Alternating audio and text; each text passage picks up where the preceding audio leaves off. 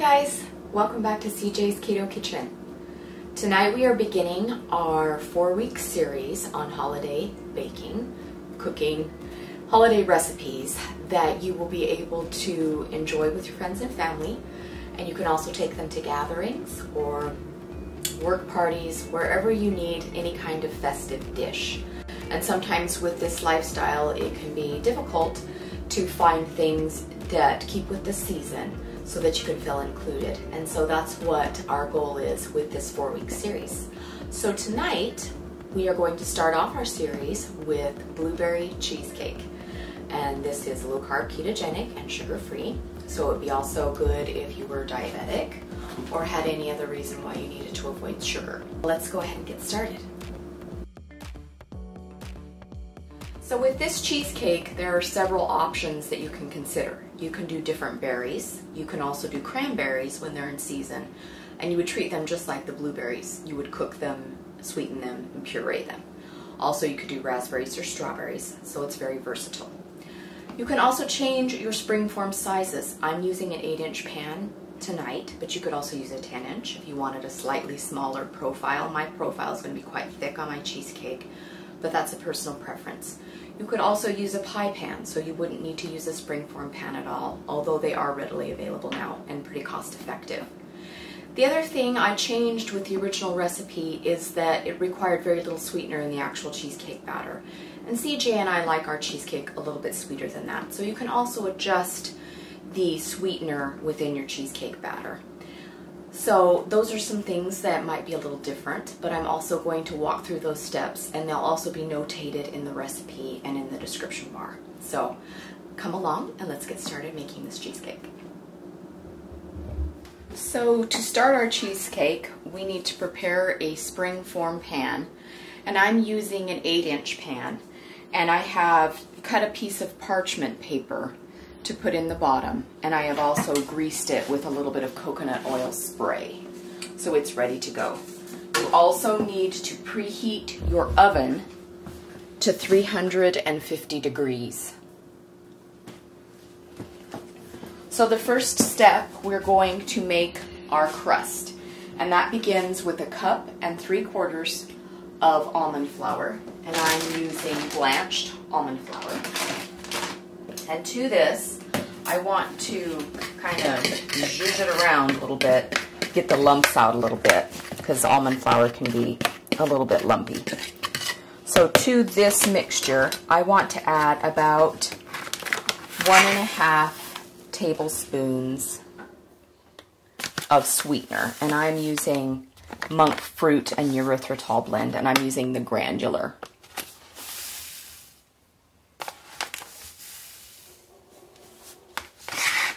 And then I'm also going to add a couple of shakes of ground cinnamon, just to give the crust a little bit of flavor. And I'm just going to stir that all around in my bowl. And this is just going to make your basic shortbread crust for our cheesecake. And to make this into a crust, I'm going to add 1 stick of melted butter, and so that is 1/2 cup, but it's 1 stick. And I'm just going to stir that around so that it all binds together, so that we can press it into the bottom of our springform pan, our cheesecake pan. And you would not have to have a springform pan for this if you did not want one. You could do this, easily do this in a pie pan.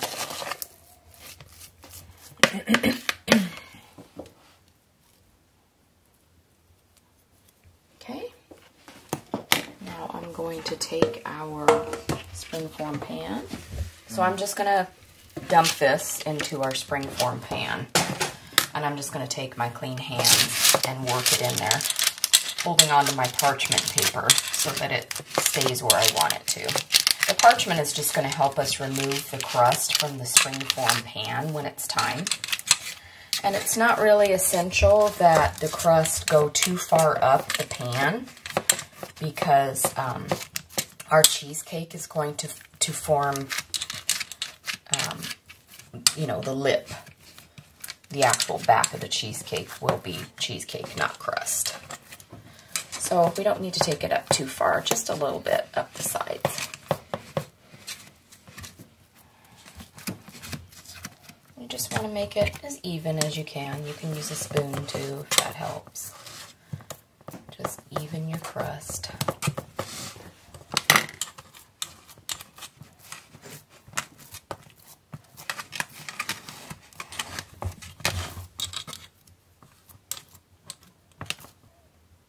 So we are going to put this in the oven and bake it for about 10 minutes and just kind of let it set up a little bit before we add our cream cheese mixture into it. So I'm going to put this into the oven and I'll be right back.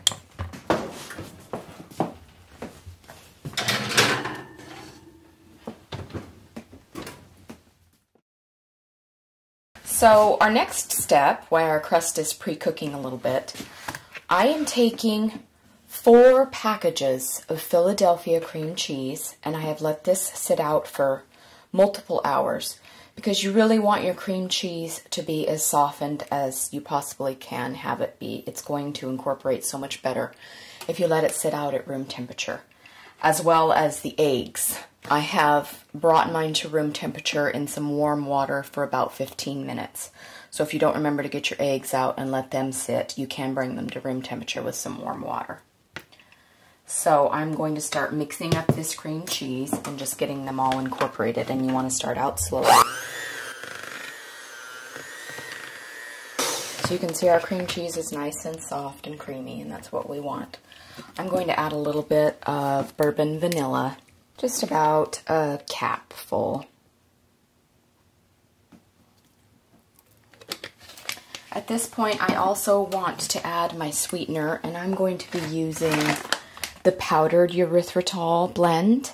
And I just find that powdered products incorporate into baked goods a little bit easier than the granular. So if you don't have powdered, you can always whirl it in your food processor or your mini bullet or whatever you use to make it more of a powdered consistency. But I'm going to be putting a ½ a cup in. And we're just going to combine this into our cream cheese mixture. Okay. I'm going to scrape my bowl just to make sure that I got all of the sweetener off the bottom. And now we are going to add our eggs, and we're going to do them one at a time and let each one get incorporated before I add the second one. So I'm putting the first one in. Ooh, we got a double yolk. That's good luck.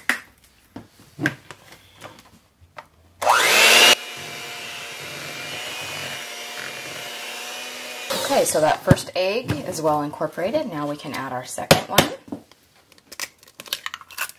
Another double yolk. Woohoo, I'm feeling lucky today.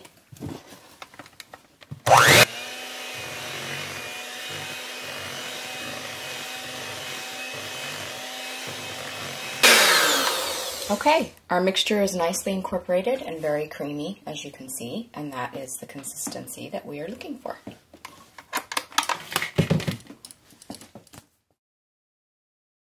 All right, let's get our crust out and check on it.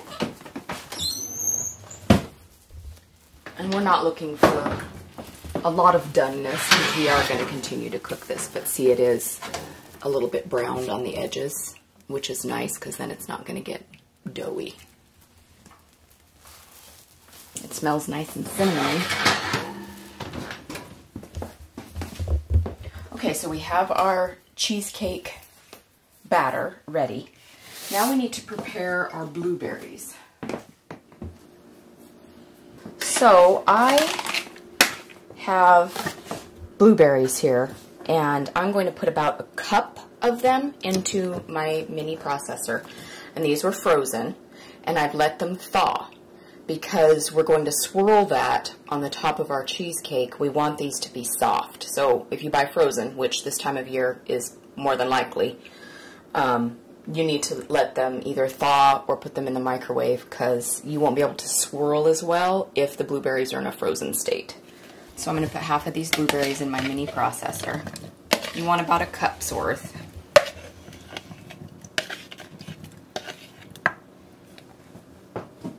And I'm going to sweeten these just a little bit with some monk fruit erythritol. They're pretty sweet on their own, but I'm just going to sweeten them a little bit. So about a tablespoon.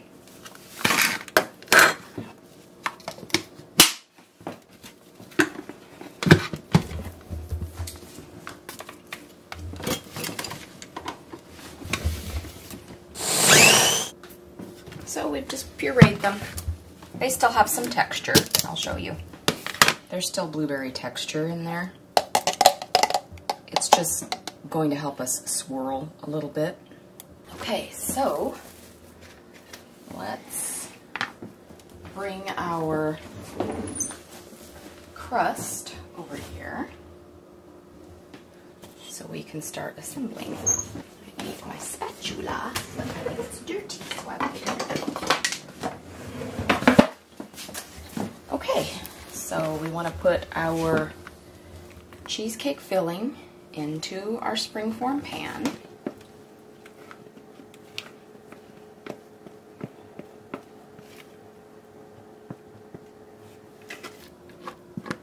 It's nice and creamy.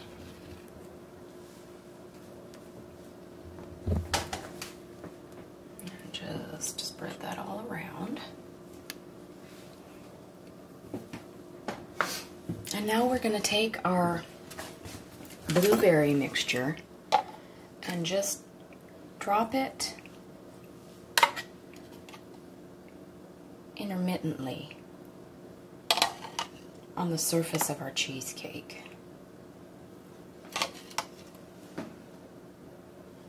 And then I'm going to take a knife and start swirling. And it doesn't, you know, have to be super difficult. You just kind of want to play with it. This is your chance to be artistic.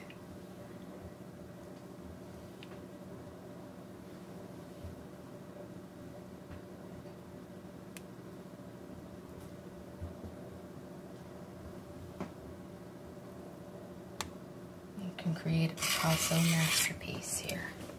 How does that look? Does it look swirly and blueberry-ish?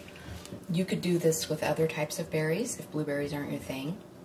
Also, because this is a holiday themed series, if you wanted to do cranberries when we get a little closer to cranberry season, closer to actual Thanksgiving, you could also use frozen cranberries in this. It would be very beautiful also and would make a very pretty red cheesecake. So we are going to put this into our 350-degree oven, and we're going to cook it for at least 40 minutes. You don't want it to get too brown on top, but you want it to be mostly set.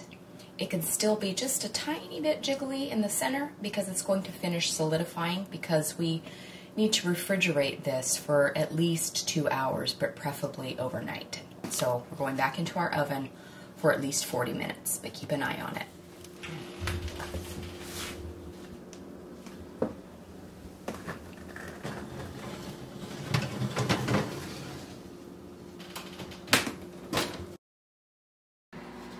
Still jiggly? Yeah, see, it's jiggly. It can't be that jiggly. Get jiggly with it? Yeah. So it still has just a slight amount of give, which is fine. You want that. It's going to solidify when it cools for your 2 hours in the refrigerator or overnight. Because if you let it keep going, then you risk getting the top too brown. And it's also going to shrink down as it cools. So it won't be quite this full.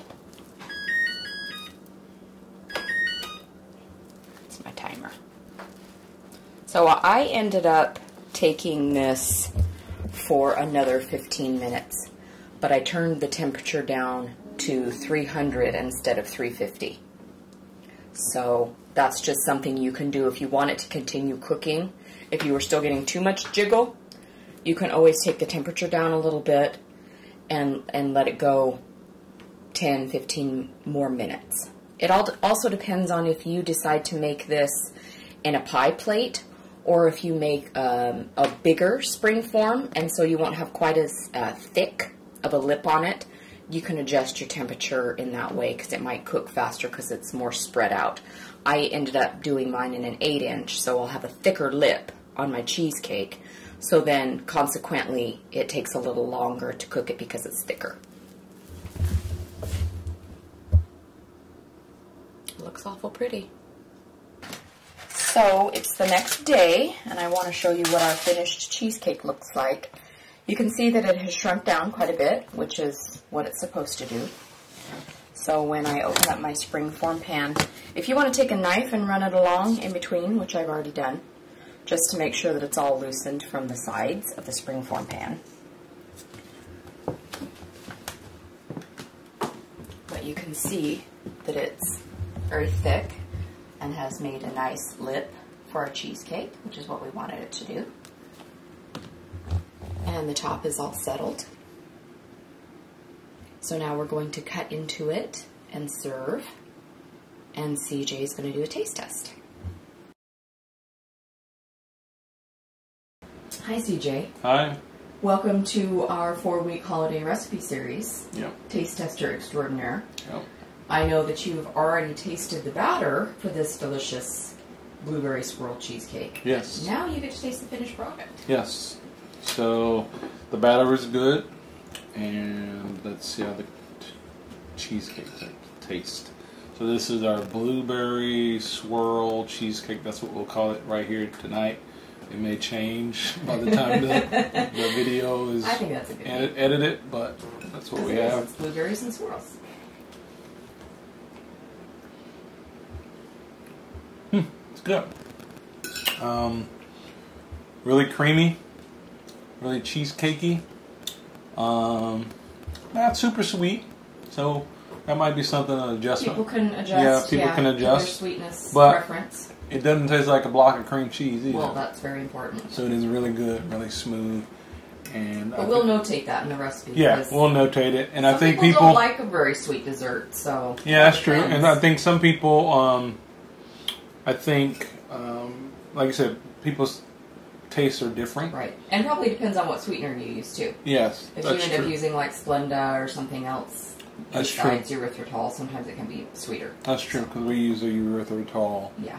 Blend this time. Right, and it's like 50% of the sweetness of sugar, so yeah, you might need to use a little bit more. Yeah, but it's good. It's delicious and fresh, and so I think people will like it. It's a good option to take for your upcoming holiday events. That's true, because it's a very attractive dish. Yes, so if you want to impress, yes, then, yes, yeah. And like I said, you better get it before. That's right. Before the carbies do, you won't because get any. you probably won't get any. So, bye-bye. Thanks for joining us again tonight, you guys. We hope that you enjoy the blueberry cheesecake. I know that we're going to. And please consider subscribing and hitting the notification bell so that you won't miss out on our following recipes dealing with the holiday theme. Also, please consider tuning into our other social media platforms because a lot of times we put sneak peeks on there and pictures. So we're on Instagram and Facebook, and that's cjsketokitchen.com. And if you need any macros or complete recipes or other recipe ideas, also other recipes that we have done in the previous year that are also holiday themed can also be found on our blog, and that's cjsketokitchen.com. So come on back and join us, and we'll see you again next time. Bye.